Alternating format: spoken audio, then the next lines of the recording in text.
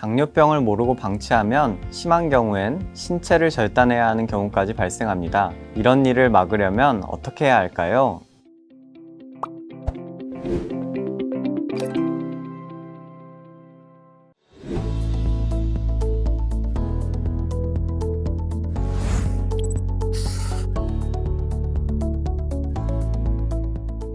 당뇨병이란 여러 원인에 의해 혈당이 오르는 상태를 말합니다. 설탕이 든 음료수가 손에 묻은 적이 한 번쯤 있으실 겁니다. 어떻던가요? 끈적거리죠? 혈당이 오르면 피 또한 그렇게 끈적해집니다. 그렇게 끈적해진 피가 혈관을 돌아다니다가 모세혈관을 막아버리면 혈류에 문제가 생겨 해당 부위의 세포가 죽기 시작합니다. 특히 눈과 콩팥 부위의 혈관이 가장 얇기 때문에 상대적으로 더 잘 막힐 수밖에 없는데요. 그래서 당뇨병을 오래 방치한 경우 시력 상실이나 만성 콩팥병 같은 합병증이 많이 발생해 시력을 잃거나 투석을 받게 되거나 하는 일이 종종 발생합니다. 게다가 혈관이 막힌 부위에 찌꺼기가 쌓여서 결국 막혀버리거나 터져버리기라도 하면 설상가상으로 그 혈관이 심장이나 뇌로 가는 혈관이라면 심근경색이나 뇌졸중이 발생해 생명의 위협이 되기도 합니다. 그렇게까지 되도록 상황을 방치하면 절대 안 되겠죠? 우선 당뇨병은 크게 두 가지로 나뉩니다. 1형 당뇨병과 2형 당뇨병인데요. 1형 당뇨병은 선천적으로 췌장에서 인슐린이 분비가 안 돼 발생하는데 한국에서는 그 비율이 2% 미만입니다. 그렇기 때문에 보통 당뇨병이라고 하면 후천적으로 발생하는 2형 당뇨병을 많이 얘기하고 이번 컨텐츠에서 말하는 당뇨병 또한 2형 당뇨병을 기준으로 한다는 것을 먼저 말씀드리겠습니다. 당뇨병의 발병 원인은 아직 정확하게 규명되진 않았습니다. 다만 현재까지 밝혀진 바에 의하면 유전적 요인을 가장 큰 원인으로 봅니다.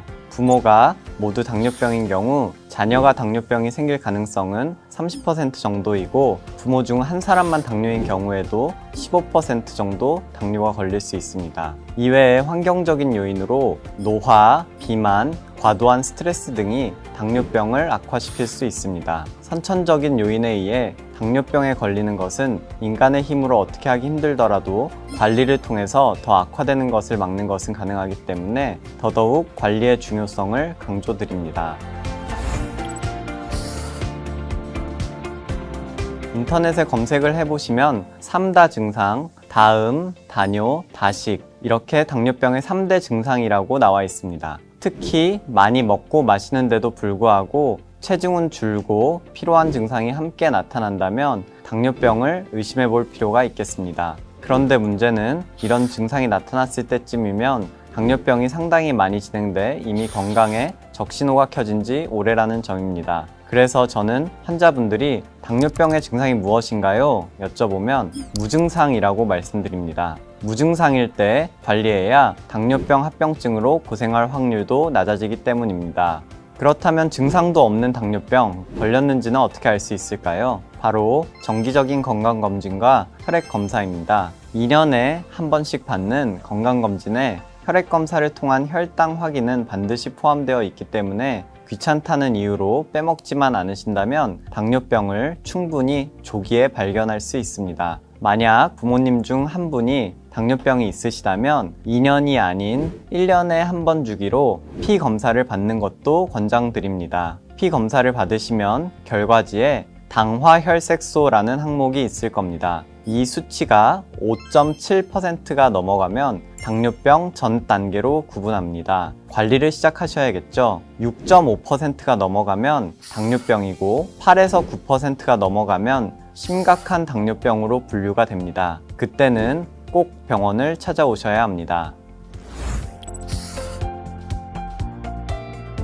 초기 당뇨병의 경우 생활습관 교정만으로 충분히 관리가 가능합니다. 가장 중요한 것은 식이 조절입니다.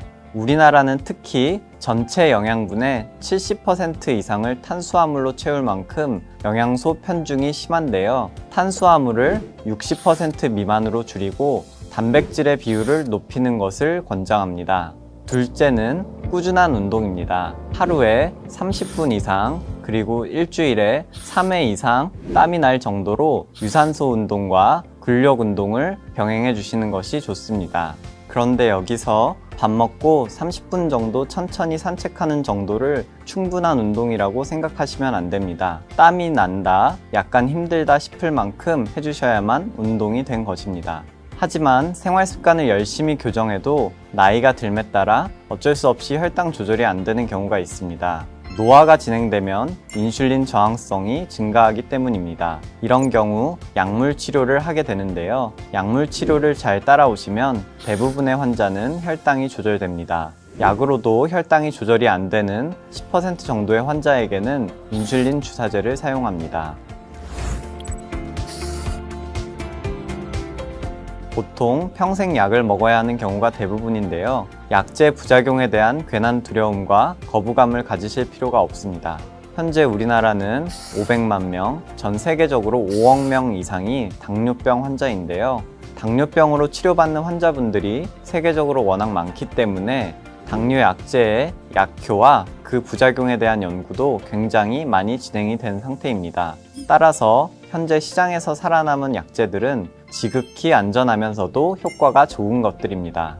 당뇨병 치료를 위해 효과가 검증되지 않은 건강보조식품을 드시는 분들이 많이 계신데요. 당뇨병 약제는 그 어떤 비싼 건강보조식품보다도 건강에 유익합니다. 따라서 당뇨 약제는 부작용이 극히 드물고 설령 낮은 확률로 부작용이 나타난다고 하더라도 다른 약제로 변경하게 되면 금세 호전되기 때문에 걱정하지 않으셔도 됩니다.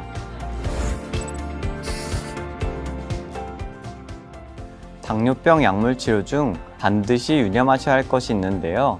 약제로 인해 혈당이 조절되기 시작하면 마음 놓고 드시고 싶은 것들을 다 드시는 분들이 계십니다. 약이 워낙 좋기 때문에 혈당은 잘 조절될지 모르겠지만 고혈압, 고지혈증, 비만까지 관리가 되는 것은 아닙니다. 혈당만 관리한다고 모든 질병에서 자유로운 것은 아니기 때문에 약물 치료를 진행하더라도 생활 습관 관리는 철저히 해주시는 것이 좋습니다. 또한 약과 주사제로 혈당이 관리되기 시작했다고 약을 끊으시거나 치료를 중단하시면 안 됩니다. 당뇨병 약을 먹는 것은 눈이 나빠서 안경을 쓰는 것과 비슷합니다. 당뇨병 약제를 복용할 때 혈당이 잘 관리되는 것은 약제 때문에 일시적으로 혈당이 조절되는 것이지 몸 자체가 좋아진 것은 아닙니다. 그러니 혈당이 관리된다고 해서 임의로 약을 끊으시거나 의사의 조언을 무시하신다거나 하면 다시 혈당이 악화될 수 있습니다.